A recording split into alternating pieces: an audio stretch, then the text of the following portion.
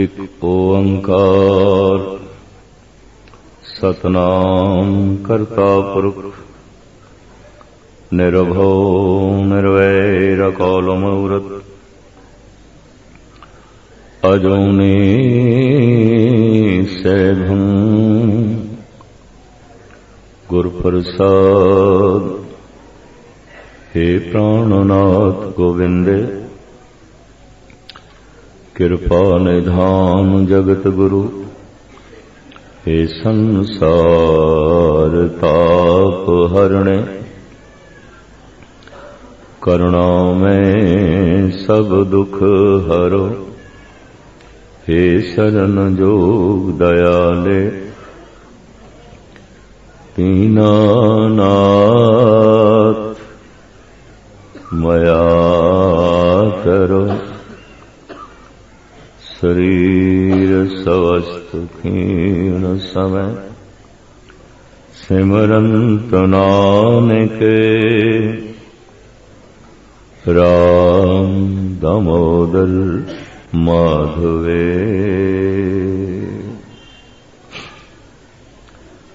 गुरु रूप साध संगत जीओ, फतेह कबूल करने।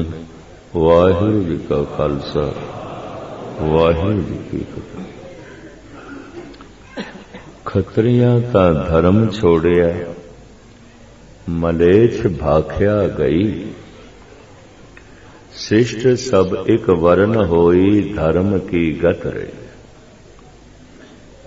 महाराज कहते हैं सारी सृष्टि एक वर्ण दे च आ गई है, इको ही वर्ण है। धर्म की गत रही, धर्म दा चलना रह गया, धर्म नहीं चल रहा। गति कहते हैं चलन। कितनी गति चल रही सी गड्डी, गति चलना, स्पीड। धर्म दी गत रह गई है, धर्म दा चलना रह गया। धर्म की गत रही। गुरु नानक देव जी महाराज दे बोल। मनुख चल रहा है, मनुख नाल समाज चल रहा है, परिवार चल रहा है। मनुख चल रहा है, कारोबार चल रहा है, धंधा चल रहा है। मनुख चल रहा है, इहदे नाल राजनीति भी चल रही है। पर मनुख चल रहा है, इहदे नाल धर्म नहीं चल रहा, धर्म नहीं चल रहा। जो चल रहा है राजनीति, जो चल रहा है समाज, जो चल रहा है कारोबार धंधा, धर्म नहीं चल रहा। धर्म की गत रही। ये धन गुरु नानक देव जी महाराज दे बोल। पूछिए बाबा जी, धर्म मनुख नाल क्यों नहीं चल रहा, ऐसी की अड़चन है? महाराज कहते हैं श्रेष्ठ सब एक वर्ण होई। सारी सृष्टि एक वर्ण हो गई, इस करके नहीं चल रहे। बस थोड़ी जी वजाहत करांगे तो आप तो क्षमा मंगांगा। मनु महाराज मनु सिमरती दे एक महान ऋषि होए ने। मनुख नूं चार हिस्सियां दे च वंडिया सी, जात पात करके नहीं, सुभाव करके। वो सुभाव अगे चल के लोगों ने जात पात बना लिया। जेड़ा मनुख सिर दी वरतों बहुत करे, जबान दे अगों सिर रखे, पैरां ते हत्थां दे अगों सिर रखे, भाव जद हथ चलन ते समझ नूं अगे रखे, पैर चलन ते समझ नूं अगे रखे, जबान चले ते समझ नूं अगे रखे, खाण लगे पीण लगे ते समझ नूं अगे रखे। जो हर कर्म दे समझ नूं अगे रखे। ये नहीं जबान नूं अगे कीता, बोल गए ते समझ तो बाद दे कम लिया ते पश्चाताप भाई की आख गए, नहीं आखना सी। किहड़े पासे चले गए, नहीं जाना सी। की कर बैठे, नहीं करना सी। इस पश्चाताप का मतलब है हत्थां ने कीता पर हत्थां नाल समझ नहीं सी, पैर चले ने पर पैरां नाल समझ नहीं सी, जबान बोलीए पर जबान दे अगों समझ नहीं सी, सिर नहीं सी। हर कर्म नाल सिर नूं जो जोड़े प्रभु चिंतन करना है, प्रभु दा नाम लेना है, बंदगी करनी है, सिर अगे। जो हर कर्म दे सिर नूं अगे करे, सिर मोर ब्राह्मण श्रेष्ठ, ये सब तो उच्चा है, क्योंकि शरीर दे उंज भी प्रभु ने सिर उच्चा बनाया। कि जिहड़ा हर कर्म दे सिर नूं ही अगे रखदा, समझ नूं अगे रखदा, समझ इत्थे। अक्सर कई मनुख हत्थां नाल कुछ करन तो बाद पछतांदे ने, नहीं करना चाहिए, चल के पछतांदे ने, इत्थे नहीं आना चाहिए, बोल के पछतांदे ने, नहीं बोलना चाहिए। खाण पीण ने तरह तरह के भयंकर रोग पैदा किए, नहीं खाना चाहिए। जो खाण लग्या, पीण लग्या, सौण लग्या, जागण लग्या, करन लग्या, चलन लग्या, बोलन लग्या, सुनन लग्या, वेखण लग्या, हर इंद्रिय दे अगों समझ नूं रखदा है ब्राह्मण। और किस नूं ब्राह्मण कहंदे? ब्राह्मण कोई जात नहीं है। ब्राह्मण दे घर जन्म लैके कोई ब्राह्मण नहीं, दूजा भी शब्द बर्दाश्त कर लेना। सिख दे घर जन्म लैके कोई सिख नहीं, गुरु दे घर जन्म लैके सिख सिख होंदा। सतगुर के जन्मे गवन मिटाया। गुरु दी सिखिया नूं जिसने धारण कर लिया, उहदा गुरु दे घर मानसिक तौर पर जन्म हो गया सिख। मां बाप पुत नूं जन्म देंदे ने, सिख नूं जन्म नहीं, सिख नूं जन्म गुरु देंदा। मां बाप सुत नूं जन्म देंदे ने, गुरु संत नूं जन्म देंदा। मां बाप पुत नूं जन्म देंदे ने, गुरु सिख नूं जन्म देंदा। मां बाप दे खून बिंद तो पुत दा जन्म होया है, गुरु दी विचार तो सिख दा जन्म होया। सिखी सिखया गुरु विचार। जो विचार नूं समझना, खाण लग्या, पीण लग्या, बोलन लग्या, चलन लग्या, उठन लग्या, बैठन लग्या, बोलन लग्या, वेखण लग्या, अगे रखदा है समझ लो, सिरमौर ब्राह्मण। ब्राह्मण नाल धर्म चलता है, क्योंकि सिर नूं जो अगे रखता है, हर काम जो समझ नाल करता, उहदे नाल धर्म चलता है। खतरी जो अपने हत्थां नूं मजबूत करना चाहता है, ताकतवर करना चाहता है, ताकि किसी कमजोर का सहारा बन सका। सूरबीर किस नूं कहंदे ने? सूरा सो पहचानिए जो लड़े दीन के। दीन दे इत्थे अर्थ, ए दीन शब्द संस्कृत दा है, इहदे अर्थ ने निमाणा, निताणा, लागर, कमजोर। जो कमजोर दी खातर लड़े, जो कमजोर दी बांह पकड़े। दीन शब्द उर्दू, फारसी, अरबी दा होवे ते अर्थ बन देन धर्म। ये दीन शब्द अरबी फारसी दा नहीं है। कर्म शब्द संस्कृत दा होवे ते इहदे अर्थ बनदे ने काम, पर कर्म शब्द उर्दू फारसी दा होवे ते इहदे अर्थ बन जांदे ने बख्शिश ते खुदा दा करम हो गए। भाषा दा ज्ञान ना होवे ते कई दफा अर्थां दा अनर्थ हो जाता। सूरा सो पहचानिए जो लड़े दीन के।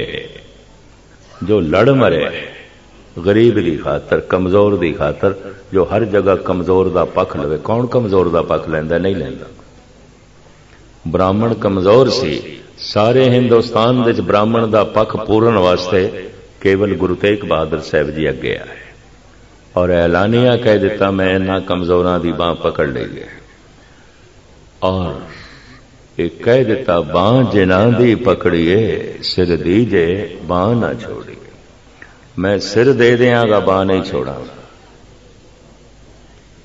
और वाकई सिर दे के बांवां इतनियां मजबूत कर दित्तियां, इतनियां ताकतवर कर दित्तियां।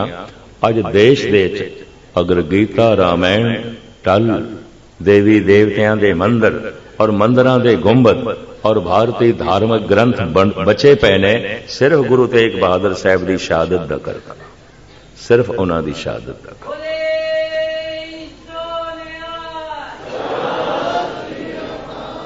खतरी जो हर जगह कमजोर का पक्ष लवे, खतरी नाल धर्म चलता है। शूदर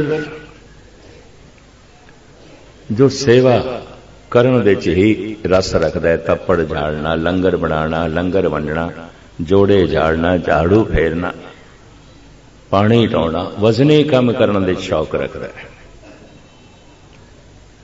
4 साल पहले महापुरुष पंजाब चो एक सजना ने मेरे को अपना सेवादार भेज दिता ते कहने लगे, मस्कीन जी इनू कथावाचक बना दो, साडे डेरे च कथा करेगा। 4-5 साल तो साडे कोल है, पर इस सेवा ते बड़ी करदा है, बहुत करदा है, सारा दिन करदा है, थकदा नहीं। पर मैं चाहना है कथा करे। आ गया मेरे को, मैनू धन गुरु ग्रंथ साहब की सैंची पकड़ा दी। मैं कहे पढ़िया कर, कुछ बिखड़े शब्दों की व्याख्या सुन लिया कर, 5-10 मिनट कथा विच बैठिया कर, नोट ले लिया कर, कुछ मेरे को पूछ लिया कर। मैं कहा मेरा ढंग है। 3 दिन बाद मैनू कहने लगा, गैनी जी मैं जाना है वापस डेरे। मैं क्यों? वो महापुरखा ने कहा इनू 2-3 साल रखना, कथावाचक बनाना। कहते पोथियां सिर खपाई साडे कोल नहीं आउंदी, ऐ नहीं आउंदी, ऐ सिर खपाई नहीं आउंदी। दूजा तुसी जिहड़ी कथा करदे हो सानू ते समझ ही नहीं आती किहड़ी भाषा च बोलदे हो, सानू नहीं समझ आती। तीजा थोड़े कोल कोई काम नहीं, कोई कपड़े धोना, पानी ढोना, झाड़ू बुहारी, ये काम ही नहीं है तो आप किस तरह रहिए, क्यों रहिए? थोड़े कोल सेवा वास्ते है ही नहीं कुछ। मैनू आखे मित्रा तू शूदर है, तेरे नाल धर्म चल सकता है, अगर तू भावना नाल सेवा करें रब तक पहुंच सकता है। पढ़ना लिखना छड़ दे तू, तेरे वास्ते की गल नहीं है, तू शूदर है। जो वजनी काम ते कर सकता है, भारा काम ते कर सकता है, दिमागी नहीं, बारीक नहीं, उन्होंने कहते ने शूदर। शूदर नाल धर्म चलता है, खत्री नाल धर्म चलता है। शिष्ट सब एक वरन होई, धर्म की गत रही। सारी सृष्टि इको वरन हो गई है। गुरु नानक देव जी महाराज कहते धर्म नहीं चल रहा। क्या सारे ब्राह्मण हो गए ने? नहीं, ब्राह्मण नाल ते धर्म चल रहा है, ब्राह्मण है नहीं। क्या सारे खत्री हो गए ने? कतई नहीं, खत्री नाल ते धर्म चल रहा है। क्या सारे शूदर हो गए ने? बिल्कुल नहीं, शूदर नाल ते धर्म चल रहा है। फिर केड़ा वरन रह गया जिहदे नाल धर्म नहीं चलता? श्रेष्ठ सब एक वरन होई, वैश्य। वैश्य, वैश्य नाल धर्म नहीं चलता। श्रेष्ठ सब एक वरन होई, वैश्य नाल धर्म नहीं चलता। किनू वैश्य आखोगे? माड़ी मोटी दुकान खोल के, स्टोर खोल के जो चला रहे हैं, नहीं, ये तो धंधा है, ये तो किरत है। वैश्य जो धन की खातर अपना ईमान बेच देवे, धर्म बेच देवे, इज्जत बेच देवे, अणख बेच देवे, कौम बेच देवे, मौका लगे देश बेच देवे, असमत बेच देवे। सिर्फ धन मिलना चाहिए। कौम की आउंदी है, बेची जा सकती है। देश की है, बेचिया जा सकता है। ईमान की है, बेचिया जा सकता है। अणख की है, बेची जा सकती है। इज्जत की है, बेची जा सकती है। असमत की है, बेची जा सकती है। कला बेची जा सकती है। ज्ञान बेचिया जा सकता है। कथा बेची जा सकती है। कीर्तन बेचिया जा सकता है। पाठ बेचिया जा सकता है। नजराना लेना होर गल है, कीर्तन बेचना होर गल है, मुल चुकाना होर गल है। सब वैश्य हो गए, सब वैश्य हो गए, कोई ब्राह्मण नहीं। शिष्ट सब एक वरन होई, धन चाहिदा है, बेचण नूं तैयार। ईमान भी बेचण नूं तैयार हाँ, धर्म भी बेचण नूं तैयार हाँ, कौम भी बेचण नूं तैयार हाँ, पाठ भी बेचण नूं तैयार हाँ, सेवा भी बेचण नूं तैयार हाँ। कोई गुरुद्वारे की सेवा करता है गुरु वास्ते, जिंदगी भर दा मेरा अनुभव है पार्लीमेंट तक पहुंचने वास्ते बथेरे करते हैं। किवें MLA बनीए, किवें MP बनीए, किवें मिनिस्टर बनीए, गुरुद्वारे दीयां पौड़ियां ते चढ़दे ने। मैं इस वास्ते वो किताब लिखी ते सरदार खजिंदर संगोना काबली संगत ने मैनूं छापिया, देश विदेश के गुरुद्वारियां दा प्रबंध की ढांचा ते प्रचारक श्रेणी। मैनूं खजिंदर सिंह कहंदे सन भी तुसी आप एक काम आरंभ करो।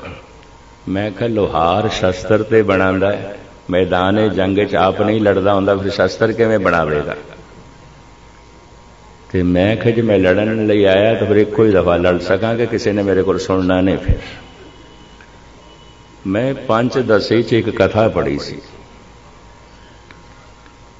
एक राजे दी राणी, उन्हें महल दे सारे दड़पन शीशे तोड़ दिते, हथौड़ा लेके बड़े कीमती शीशे तोड़ देते। कोल ही नौकर खड़ा सी, वो कहने लगा एक एक शीशा बड़ा कीमती सी। राजे ने बड़े शौक नाल लगवाए सन, तुसी तोड़ दिते। कहने लगी हर शीशे च मैं करूप दिखाई देनी, हर शीशे च मैं बदसूरत दिखाई देनी, ये शीशे नहीं चाहिए। जैसा चेहरा मोरा होवे शीशे ते ही होवेगा, शीशे का तो कोई कसूर नहीं, पर उस समझ बैठी शीशे का कसूर है, इस दर्पण का कसूर है। तोड़ दी गई, तोड़ दी गई। नौकर नूं पैसे दिते, आखिया बाजारों वो शीशा लैके आ जिहदे च मैं सुंदर दिखाई देवां, खूबसूरत दिखाई देवां। वो बेचारा भजिया होया गया, असलीयत नूं ते वो भी जानदा सी, पर हुक्म जैसा नौकर बड़ा सोहना शीशा खरीद के ले आया, कीमती शीशा खरीद के ले आया, आके टेक के रखिया।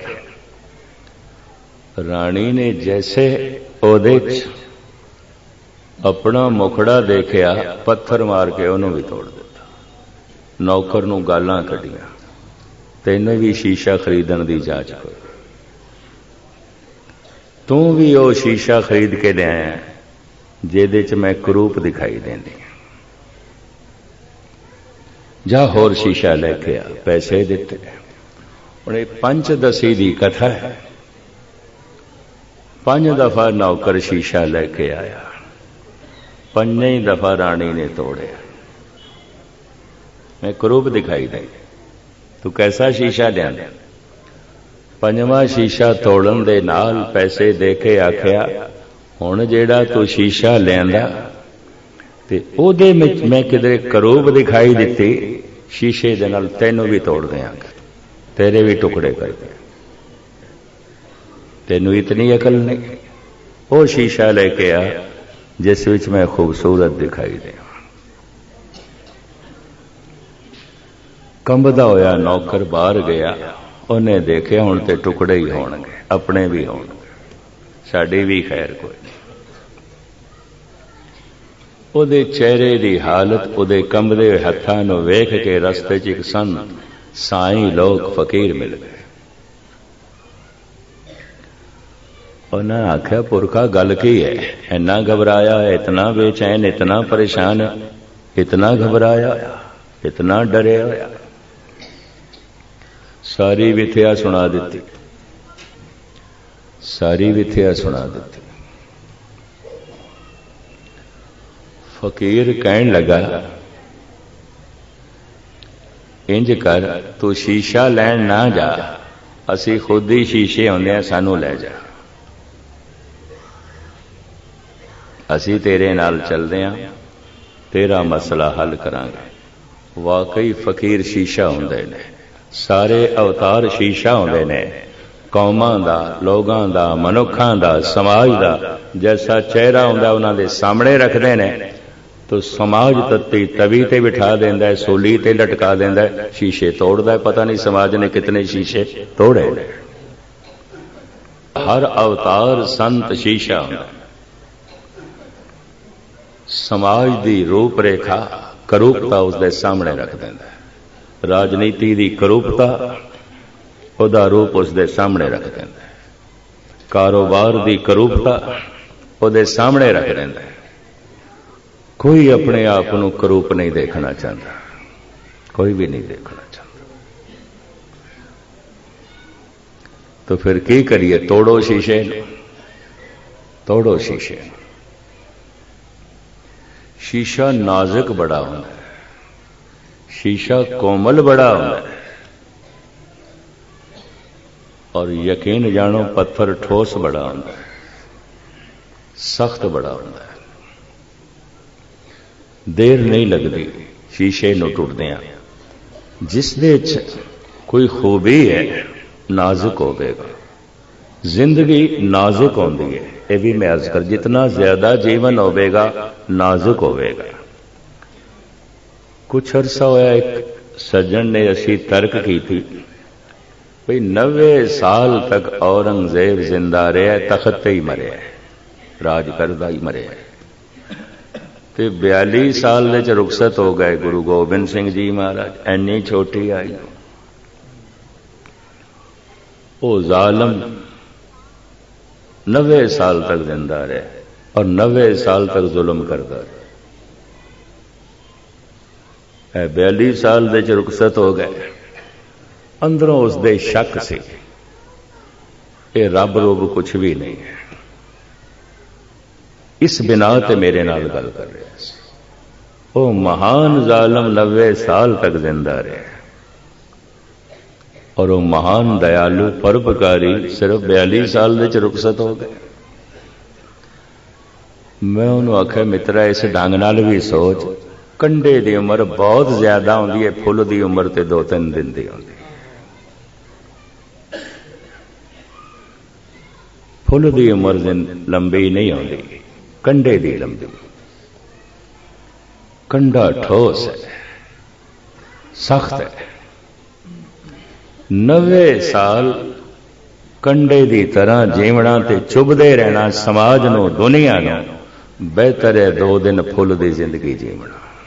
कुछ खुशबू ते वंडी, कुछ मुअत्तर ते कीता, कुछ सोपण ते वंडिया, कुछ खेड़ा ते खिलेरिया। कि 90 साल तक चुभदे ही रहे, खराशां पहुंचाते ही रहे। जिथे जितना ज्यादा जीवन होगा नाजुक होगा।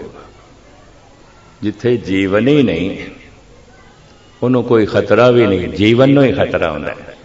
देखो जीवदे जागदे मनुख नूं खतरा है, कबरां नूं की खतरा है? कबरां दे पए मुदरियां नूं खतरा है। जे उन्होंने आखो एटम बम गिरन वाला है, तो जिहड़े कबरां च पए ने मुरदे उन्होंने आखो एटम बम गिरन वाला है, उन्होंने की खतरा है? जीवदे जागदे मनुख नूं खतरा है।